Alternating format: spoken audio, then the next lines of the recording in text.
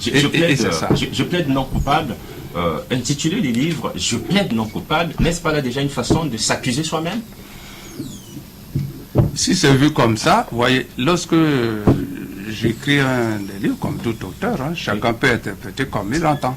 Mais moi, puisque vous avez l'auteur avec vous, moi ici je plaide pourquoi. Il fallait peut-être poser la question, pourquoi je plaide non coupable? Qu'est-ce que ça veut dire?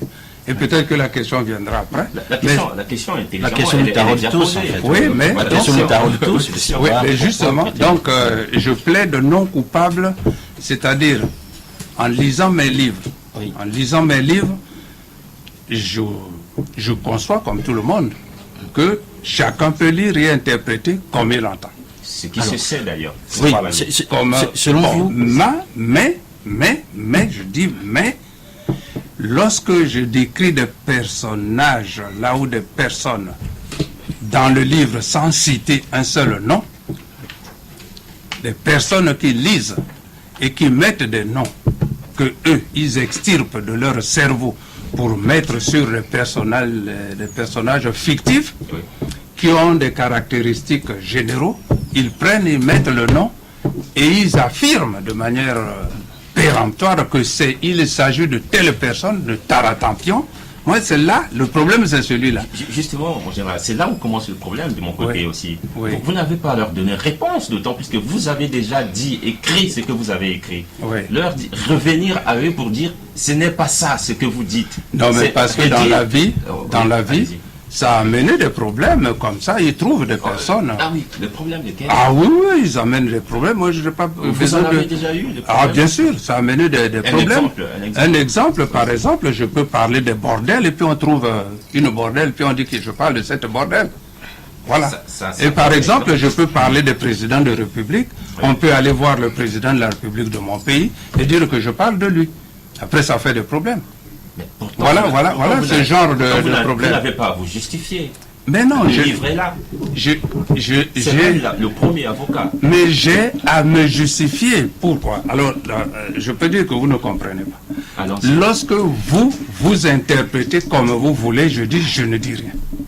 Mais le problème, c'est que tu n'entends pas ce que je dis là. Tu extirpes, c'est-à-dire tu prends dans ta tête un personnage.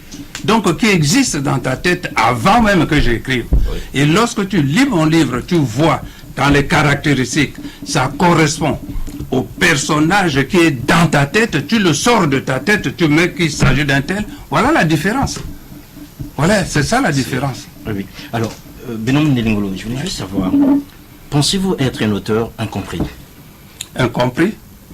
Je n'ai pas bien saisi la question. Dans le sens où, aujourd'hui, vous êtes obligé de vous justifier sur un titre, en fait, qui en soi... Je répète que je me justifie sur une interprétation nominative. Oui, et pourtant...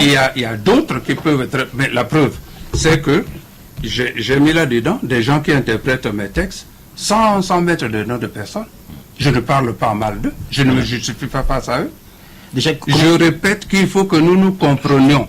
Et je répète encore cet exemple, je dis bien que si on vous pose, si moi je vous pose la question de savoir sur le corps humain, qu'est-ce qui est ovale, entouré de poils et humide à l'intérieur, j'ai déjà la réponse. Toi, tu peux avoir une réponse à toi. On a eu la réponse de la salle. Oui, d'accord. Vous pouvez avoir votre réponse, bon, qui peut être...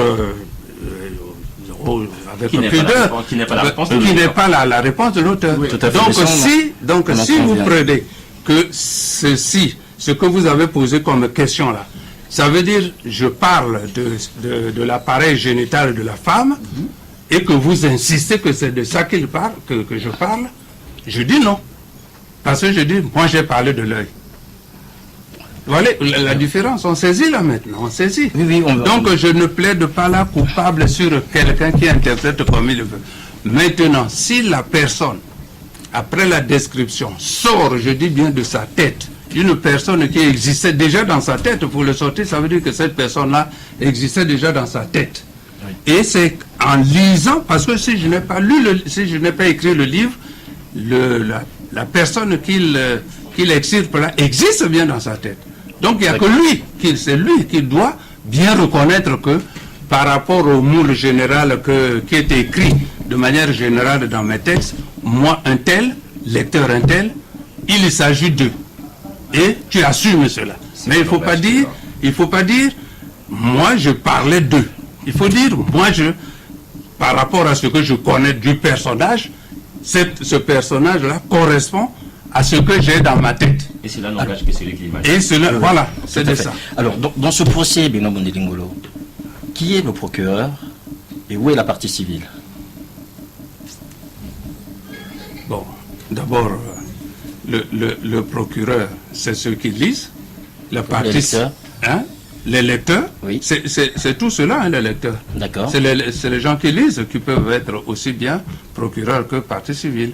Mais l'accusé, c'est moi.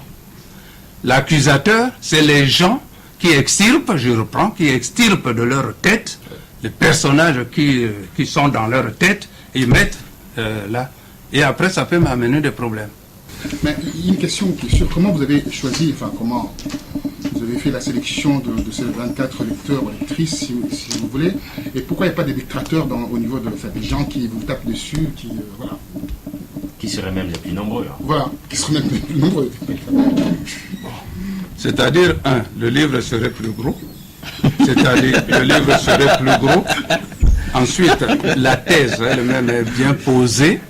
C'est-à-dire, vous voulez que je note les noms de personnes qui interprètent comme ça? Les noms sont odieux. Les noms, hein? Les noms sont odieux, on va pas parler des noms. Vous voyez, il y en a. Donc, moi, j'ai pris ce qui est positif pour leur flanquer. Vous arrangez alors à ce moment-là? C'est pas pour m'arranger, ça leur plaque en face de ceux qui... Vous avez quand même eu des critères à cette sélection. Attendez, il y a ceci.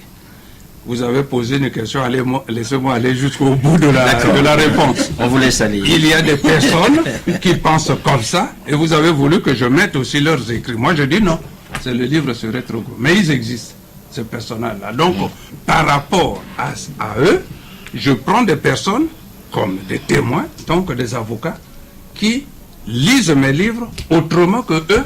C'est comme ça. Toi, par exemple, tu lis un livre, puis tu mets le personnage ou la personne de ta convenance. Bon, moi je dis, je ne suis pas d'accord. Parce que voici M. Untel, il a lu, il ne pense pas partout comme toi, il n'a pas cité le nom de qui que ce soit, même s'il a ça dans sa tête. Et ensuite, tel qu'il a lu là, il n'a pas dit que ce qu'il a lu correspond au personnage que vous aviez dans la tête. Donc il y a ce duel-là. Voilà le tribunal. L'œil de Dieu, l'œil de Dieu, l'œil de Dieu. Ça, c'est l'œil de Dieu. C'est-à-dire comme dans la Bible, quand Caïn avait tué Abel. Après, il fuyait, il se cachait, il avait fait un grand trou, il est allé se cacher. Mais il avait toujours l'œil de Dieu, c'est-à-dire la conscience, la présence de la vérité. Donc, devant le tribunal, donc des gens qui pensent que moi j'ai écrit contre un tel, bon, il y a quelque part l'esprit supérieur qui voit regarde. qui regarde. Alors pour revenir à Dieu, Beno Mondélingolo, je constate ici que vous empruntez beaucoup à la Bible, notamment dans le style. Sur le prat, c'est plus ou moins, vous l'avez expliqué dans d'autres interviews, vous expliquez que voilà, c'est emprunté au style biblique, où les versets peuvent être courts, un peu plus longs, ça va toujours au bout de la ligne. Et très souvent, le style que le vôtre aussi, on constate, il est plus ou moins prophétique. C'est-à-dire qu'ici, ce style plus ou moins ramassé, vous criez, vous êtes là en train d'avancer des choses, de vouloir interpeller. Mais en même temps, on se rend compte que finalement, chaque fois que vous empruntez ce style-là, notamment prophétique, pour chaque prophète a un message. Quel est le vôtre? Le mien, c'est de demander aux gens de s'asseoir, de faire asseoir devant eux le double, leur double. Le double, tel que tu es là, tu as ta conscience. Il faut réussir cet exercice de t'asseoir et de mettre ton double là pour te dire ce que tu fais en mal et que tu ne veux pas reconnaître. C'est ça le message.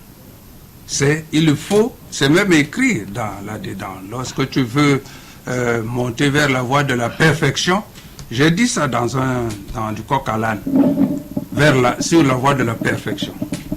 Il faut savoir s'extirper pour se mettre là. Savoir se mirer. Se mirer. Parce que si quelqu'un vous donne un miroir, vous le cassez, vous ne voulez pas. Mais vous-même, il faut réussir. Si vous êtes quelqu'un qui veut réellement se perfectionner, il faut savoir, dans son fort intérieur, s'asseoir et regarder dans le miroir. Quel reflet ça vous renvoie? Est-ce qu'on se comprend? Peut-être que c'est un exercice difficile à faire, mais il faut le faire. Il faut le faire si vous voulez avoir de la perfection. Oui. Il faut savoir il faut savoir s'isoler Par rapport- soi-même et puis voir, faire la part des choses.